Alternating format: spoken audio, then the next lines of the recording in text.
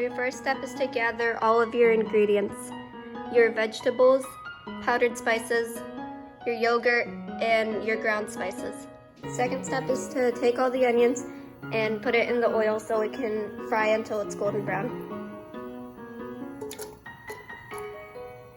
You can add it before the oil fully boils so you do not burn yourself.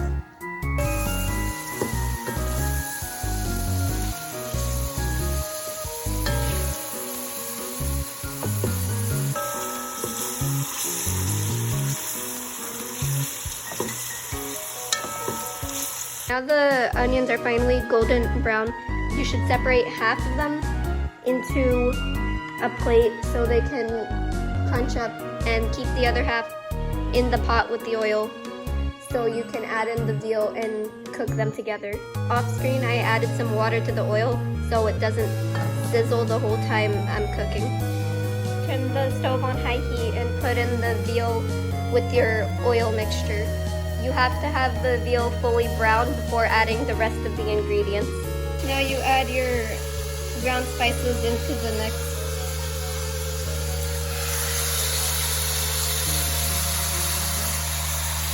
While the meat is browning, you should add your ground spices to the yogurt mixture.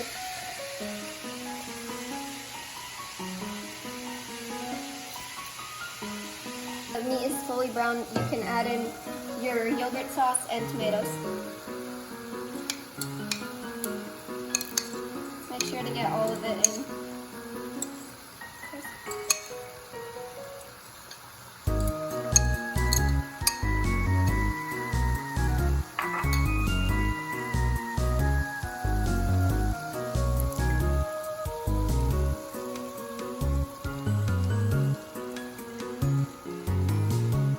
Let everything boil, and once it fully boils, put a lid over the pot and change the flame to low so everything can cook for an hour and a half.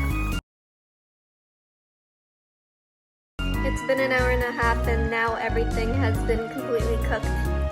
Okay, now that everything's finally cooked, we can add in our potato cubes so it can fully cook with everything else. Since these cubes are pretty small, it'll take around 5 to 10 minutes to fully cook with everything else. Get 2 to 3 cups of rice and put it in a big pot, then rinse it.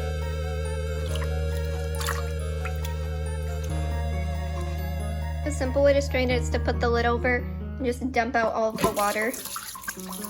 And then repeat this process till all of the water is finally clear.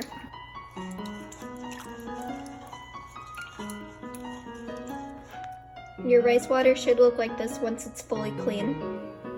Off screen, I added a little bit of oil, 3 teaspoons of salt. For each cup of rice, you should add a teaspoon of salt so everything doesn't stick together. A bay leaf, half a cinnamon stick, and a few pepper cloves. Let your rice boil all the way, and once it's finished boiling, you should put the lid on and cover it and lower the heat so everything can cook. The potatoes are finally cooked and we have to boil out all the extra liquid and until all the oil at the top disappears.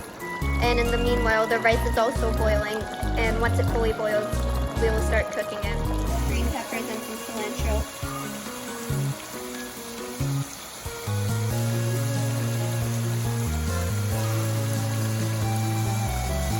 So the rice has been fully cooked and we strained it, so now we're adding it to our mixture of meat and vegetables.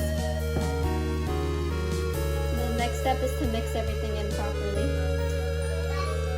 So now we've layered everything. The meat and vegetables are at the bottom, the rice is in the middle, and on top we sprinkled the onions.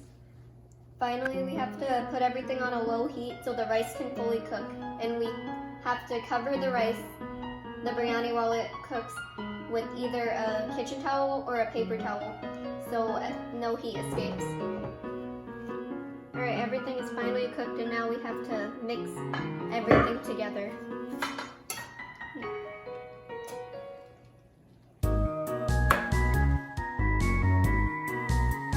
Grab the carbon so I do not burn my hand like